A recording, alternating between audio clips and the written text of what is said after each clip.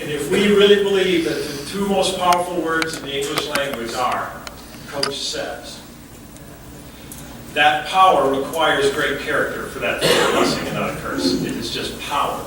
And can we help you to use that power like Jesus said, under? Because he reminded his disciples that every power structure in this world tends to lord it over people. But if you want to be great, you use your power under. Therefore, we want to help coaches to grasp the incredible power that they have and how they can use that under to serve athletes, to serve their staff and others, so that transformation can happen. So that greatness, as Jesus said, happens in our athletic programs. I want to invite a couple of coaches, 3 coaches that I've had the privilege of developing really significant relationships in my own life and the difference that they've made for me. And we thought that we'd just have them share with you what's going on in their lives and in their coaching and how they see their coaching as their ministry and the impact that that's having in their schools, in their families, and in the lives of the athletes that they have. So I'm going to invite up 3 of my friends in this ministry. And Jason Wolf, who's that football coach at River Falls, he would come up, and Dan Hill at Rice Lake, and then Bob Lichty, who's kind of a poster child for us, who's in Menomonie. If you guys would come up, grab a seat, we're going to share with you, ask a few questions of them, just share with you what's going on and the impact that coaches can have because they're one of you.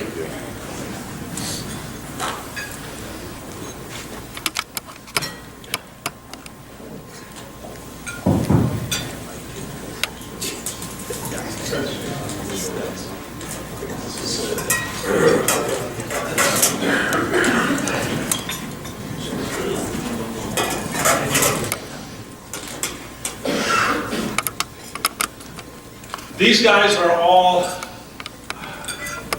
they're in the community of competition that happens to be in the same conference.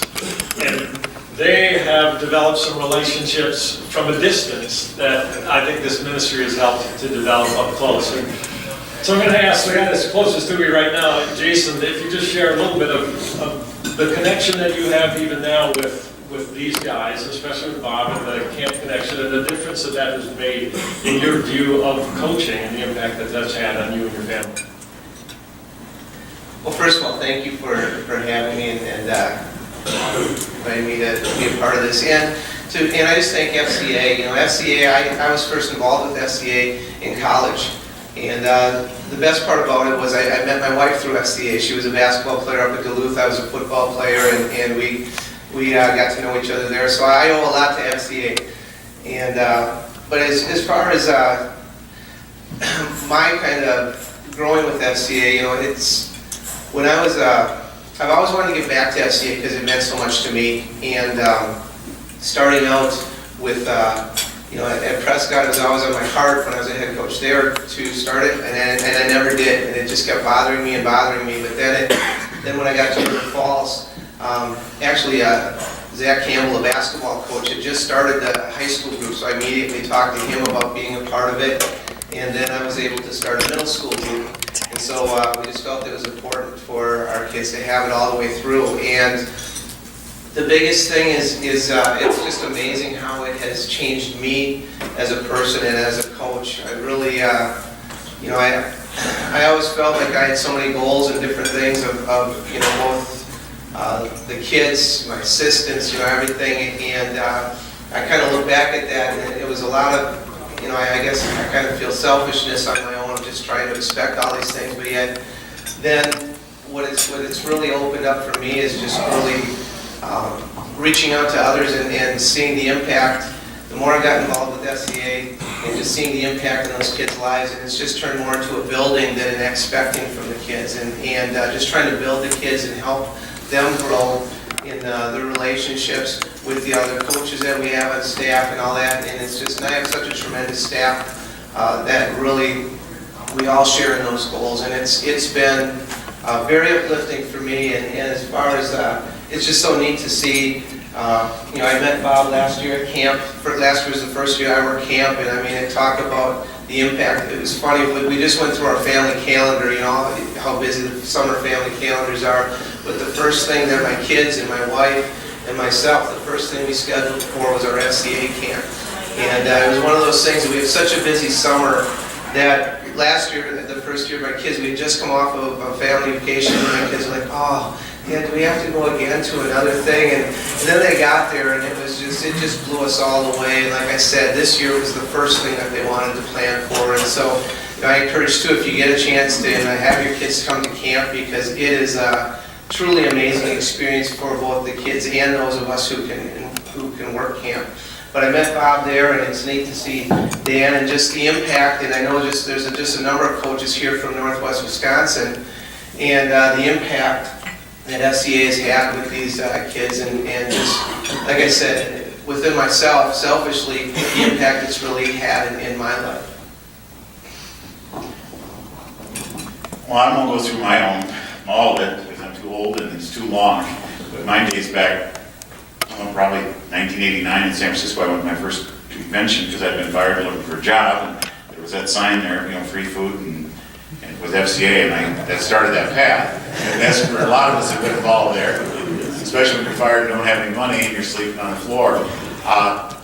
And I went through a long time process. Mark knows, he walked me through that, and I got involved with Bruce, and we actually, there the kids wanted to start a huddle, and so I didn't have any more excuses. And then in December 2003, I was working camp, and I get a phone call from Joe Labuda saying, we got an opening in Menomonie, you want to come? And Joe and I had talked over the years, and I think it was just really decided from God is that, when it's your time, I'll let you know.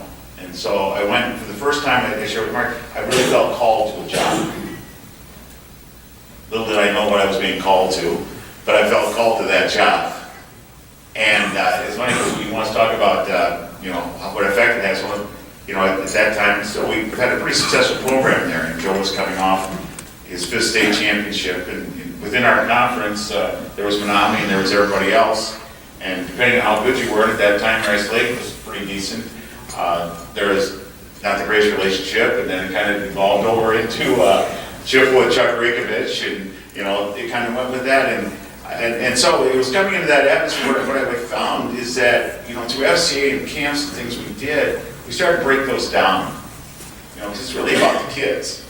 I think rivalries more come from coaches than they do kids, because kids know each other and they go on. And I know over the years, a year ago we had a pretty good team, and there were some really good kids from Chippewa, and these Nico Stocky, Randy's son, was at Mankato now, was on our team, and Dominic from Chippewa was one of their best kids, and they went to camp for 3 years. So when this whole rivalry thing comes up in a football game, theirs was more about a personal relationship. They played hard. They dumped him a few times, but it was more about the relationships they developed. And I think that's what's really helped me. I remember a couple of years ago, we were coaching a freshman game, and we were playing Memorial. Now they were pretty good 2 years ago. So it's the last game of the season, and we're going to play them for the conference title. And there's a freshman game on Tuesday. And the freshman game goes out there, and I always do a team prayer, and so I always offer it to them, would you like to pray with us afterwards, because Memorial actually started with us. And they said, oh sure. Well, the game goes on, and the game was pretty good. They were pretty good freshmen. And so towards the end of the game, it's not going well. And, the parents are yelling at each other, and the coaches, their other coaches going, so the game gets over there. It's just not a good scene. They go running down and they're cheering, and I'm thinking, well, me, I don't want to pray with them anyway. So the coach goes by, and he says, wait a minute, we'll be right back. And he brings the kids back, and our kids prayed, and one of theirs prayed. And the parents gave him a standing ovation. And it changed the whole outlook going out of that game. From one that would have carried over to the varsity game or whatever to, these are just kids playing a game. And when they honor God, it changes their hearts. And so I think that's one thing that, that I've really found. I've been called to Menomonie, to work with that. And, at my age, you ever say, well, what are you going to do next? Well, whatever God knocks out, I'll go next. If it's in Menomonie next year, I'll be there. If it's someplace else. And I think that's a great thing about when you turn your heart over to God. You don't have to worry about where that next job is. And I'll turn it over to Rice Lake. I'd like to ask you, first of all, we've got a wonderful plan for your life, Tom. so you don't have to worry about that. And we'll charge you the finder's fee for your spouse a little later. We could use that. Dan and I have gotten to know each other in a coach's study. And this come up to Rice Lake every Thursday at 6 a.m., except yesterday when my clock didn't go off. And the beauty of that is, when you train them well, they run. They had a great meeting yesterday. I just was disappointed not to be there. But we've been going through Joe Ehrmann's book, Inside Out Coaching, and we've created a coach's study for that. And I would highly encourage everyone in here to get that book and to go through that study. It is transformative in nature. The transformation is a lot of work, and you have to go through that journey yourself first. And we've taken that journey together, and you took a drive down here, you told me last year at this time to this clinic. We had just gone through chapter 2 in the book, and in there it talks about a study called Hardwired to Connect that tells us that every kid needs 3 things. Every kid needs 3 things in their lives. 1, they need an adult in their life that believes in them and affirms their inherent dignity and worth. 2, they need spiritual guidance to navigate the difficulties of life. And 3, they need to belong to a group that has clear boundaries and defined authority that they have a place in. Do you guys know any place that a kid might be able to find that? Might it be on your team? And then we had that meeting that morning on that Thursday, then you drove down here. The conversation you had with your coaches. You share a little bit of that. Yeah, that was a big day for us. We have 5 coaches. This is the 3rd year we've been doing that study, and very blessed to have the guys that I have that are, we got a major part of our staff in that meeting. So on the way down, we started talking about that lesson and the 3 things. And we went back over the years and we looked at kids who decided not to come out to play football, kids who quit. There's a lot of kids dropping out of the game now. We went kid by kid by kid through the years, and 1 or more of those 3 things was missing in every kid who either didn't come out to play high school football, they had played through junior high, they got out there and for some reason didn't come out, kids who quit early in the season. Every kid we went through in a 5-year span, you could see specifically what was missing with that kid once you understood those lessons. So that was a big impact for us. And, I don't know if I touch on the big things. I'm an old school guy, and I remember those years. My son was on those teams that used to be that Menomonie, Rice Lake, we hated each other. I mean, it was as an all-out hate brawl, and it was really strange, but good. And I don't know if you could have convinced me this years ago to have our kids who've gone to the FCA camp together and other things, and you see it in other sports when kids go out and they go to camps and they make bonds and friendships with other kids, and then it's a pretty awesome thing when you see these athletes, and I know you've all seen it, where they grow instead of holding on to this bitter hate that drove a lot of us in the old school. But it's a pretty awesome thing. Anybody else have anything related to that? You talked about, it actually is a little bit related to that, and coaching some of those kids from the other teams, and then playing your game when you talked about playing against Menomonie this past year. Just seeing those kids on the other side. Yeah, it was like I said, it was my first time at camp, and Menomonie brings a huge bunch of kids over there, and it was very neat. And we had, for the first time in my 3 years, we actually had a good game with Menomonie, and they still beat us, but at least it was respectable. And it was neat, going through the whole, not only through the game, but especially then after the game, and how many of those kids would come up and talk to me, hey coach, good to see you, good luck, all the different things. And it's just those, you just get a few days with them at camp, but it's amazing, on both sides, and even for me watching and keeping an eye on the players and watching the film and different things, you have that connection. And it really, along with Menomonie and all of the different groups that were represented there, it just made every game a little bit more exciting because you also knew that you were going to see those kids or the coaches that you got to be with, and it just, like you said, it just tears down those walls that we often look at. You still have, immense and intense competition, but some of those other walls that used to be there were just all broken down, and it was. It just made each week a little bit more exciting for me. Yeah, for 4 years, I kept telling the kids from Chippewa, the lineman at camp, that I was going to start charging Chuck because I was coaching his kids every summer. And, I had like 5 or 6 of his linemen every summer, but it was just a great relationship that you did. And I think what I really came away with in our kids is that there was an attitude, we have to beat this team. We have to tear them down instead of that. To me, there's a difference between beating somebody and going out and winning a game. Winning a game is striving towards that goal. It's not about downgrading the other person. And I think sometimes as coaches we get into that too. We want to beat that other team. We want to send a message. And we got to realize that message we're sending is to kids. We're beating down kids. When what we really should be striving for is to get our kids to perform their best.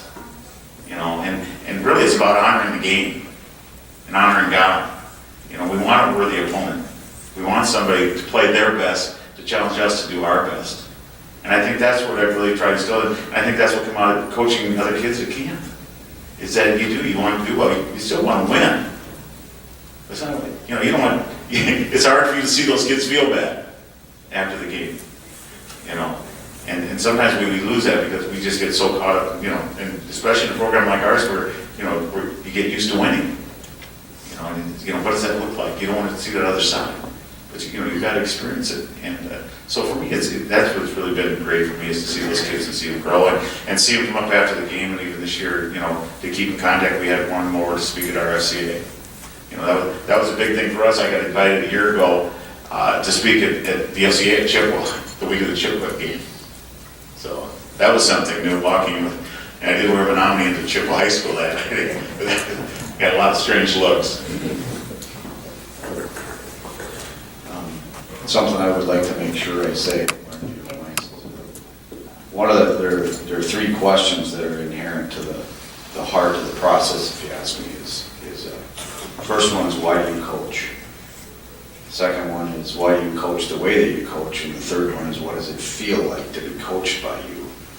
And as I came up here today, that there was one of the most powerful things for me is I know that the reasons that I started coaching in the first place is because I was a player who loved the game, missed the game, can't play it anymore, and coaching is the next best thing to get into that. And I was severely competitive. A lot of my drive was built on hate. Things changed. And when you get a letter from a kid in your program, so I knew why I was coaching early, but those reasons, while they are still there, they're a lot lower on the list of reasons why you coach. And we always did, I think, a pretty good job of trying to build team, but when you get a letter from a kid that said thanks to your football program for saving his life because he was going to commit suicide, and it was the team. The kid went through a bad time with the family in summer and things happened, and then timing happened to be at the right time. The football season started. He found those 3 things in the football team, and we had no idea this was going on with this kid. And when things like that hit you, it changes some of the reasons that you're coaching. That kid's going into a senior year right now. Why do you coach the way you coach? I know has changed for me, and it has a lot more to do with things that are a lot bigger than high school football. I love this game to death, and I love these kids, but you guys all know that I've been doing this for a while. It's when they come back and what they do after the us that really matters. And then what does it feel like to be coached by you? If you really dig into those 3 questions and look at all your kids, I know for me it made a lot of changes just in the last 5 years. And I think my first exposure to that was inside of the coaching seminary down in Eau Claire. I had to change my viewpoint on a lot of things, and I know that I'm a far better coach because of that now than I was before. Any last comment, Bob, from you, Jason, before we wrap this up? Anything that you want to share with these coaches about the significance of really of Christ in your life? Because this isn't about FCA. This is about what Jesus wants to do in your life and then through your life as you submit your rule and reign, your coaching to the King of Kings. I think the biggest thing that God has been working within me is just, I feel like just the more involved that I get, even though it takes up, our schedules are busy, and I have 2 young kids and they're both in traveling this and traveling that, and every night of the week is filled with something. But the highlight of my week is really doing the things that, that are involved with FCA and with my Sunday school and different things like that. The more I've been giving, you get so much more out of it. And, you feel, I know how God talks, they talk about it in the Bible, it's blessed to, more blessed to give than to receive. But it also talks about when you give, all the blessings that you get in return, and it's just the more involved that I've gotten, my life's been blessed in so many different ways, and what I just keep praying is that I can pour out those blessings, and just like you talked about, Dan, where those blessings can then fall on the kids and be the impact, that I can make the impact like that on the kids as well. I just want to share a couple things for you. First of all, I started out, I had a great family. My brother's here. My parents put 9 of us through Catholic schools. I think I was 35 before they paid off my tuition. But, so I led that life, for a long time where my coaching was here, and my faith was here, my religion was here. And I didn't even realize people impacted my life until later. And I see Rapid say, one of the first persons who ever impacted my life was Denny Nelson. And I was a young coach. I'd been at Eau Claire and graduated there. And the first job was at Stout. I was doing my master's there, and I'm coaching. And Denny was a senior there. And Denny was doing all the right things. He drank, sex with girls, he did all the right things. And senior year, he breaks his ankle. He's out for the season. He's a great role model. And of course, he took a lot of ridicule for it. He was a captain, but and I was a young coach, and I joined, and you're right in on it. But Denny just stayed true to the course. And it was only years later when I got along my own path, I realized what a great person he was, and I had to apologize. And years later, of course, Denny would never accept it, because that's who Denny is. But he had that impact, and he planted that seed. And so as I went along, this path is that I've learned that there aren't 2 paths. There's only one. And either you follow that one, there's 2 paths. One leads to him, and the other leads this way. And if you try and sound goes, it just doesn't work. And through FCA, I've really been able to take something that I really love, which is coaching, and put it into perspective as to what God wants.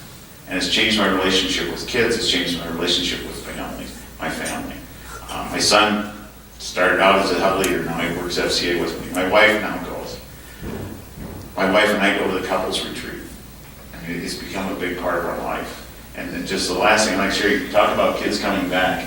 And this was something I wanted to share. Something happened. We had a kid who graduated the year I came, so I didn't really coach him, Mike Schmidt. And he played for Andy down at lacrosse. And he's and he went on to lacrosse, was a 2-sport athlete at UW lacrosse, went on to, so he graduates, he's trying to get a GA job, and Joe says to me, this kid's coming out to the convention, national convention. He said, can he stay with you? Because he's going to stay in a tent. And I said, well, sure, we're right across from Disneyland. So he stays with me and takes some FCA stuff. And he just lit a fire, and he started, looking back at his face and getting more involved. Like, you know, from Mankato, and now he's with Stan down at the University of Dubuque. And he started FCA there. Well, last summer, the president of Dubuque, they have a master's program in missions, came up to Mike and said, I'd like to be part of this master's program. And he goes, I coach football. He says, I'm not going to missions. He says, that is your mission field. You have 150 people out there. So Mike goes to seminary. Okay, first of all, he's Catholic. He's at a Presbyterian school. But he goes to seminary every morning. And then he goes football with Stan Zweifel, if you guys know Stan. So that's a little bit different. But he came up 2 weeks ago. And he drove up from Dubuque to Menomonie, where there's not a good way, to speak at our coaches huddle at 6 in the morning on Friday mornings, and then at FCA at 6:45. And he just was so encouraging to our kids and uplifting about what he does. And he got back and drove back. You know, you talk about a kid that comes back, and, you know, how do you want to impact somebody? Well, to me, that was a great impact. And I went down and I shared with Joe because, you know, coaches who won a lot, you know what it's like. It becomes, you know, sometimes when you're on your way up, you're always looking here. When you start winning a lot, you start looking back here. And I had to talk with Joe about it. I said, you know, I just had to remind him that, you know, look at what you've done. You know, and of course, Joe is, no. If Joe hadn't instilled in him a love of the game, he would have never gone to lacrosse. He would have never gotten that opportunity. You never know how you're going to push somebody along. You know, and he didn't throw me on the sauce, but I said, you know, Joe, sometimes I think it'd almost be better if you had won 5 state titles because you wouldn't feel the pressure. And I think sometimes we do. Sometimes we talk about when we're losing, we do. Sometimes when you win, it's tough. Because you start thinking you have to build on that. You forget every year it's new kids. Every year it's new kids that are looking for that. Why do you coach? Why do you coach the way you do? And how do you impact them? So that's what FCA's done for me. And one last plug, couples weekend. My wife and I started going a couple of years ago, and as my journey of faith went along, we weren't really on the same page. And, you know, I was doing these huddles and that, and go home and sometimes talk a foreign language. Finally, we were starting a little bit. She said, well, let's go this year. And now she wants to go back every year. And if you talk about faith, family, school, football, if you're not taking care of that family, if you're not taking care of your wife, your relationship, then your priorities are out of whack. So that's my plug for couples. Okay. Why don't you give these guys a round of applause?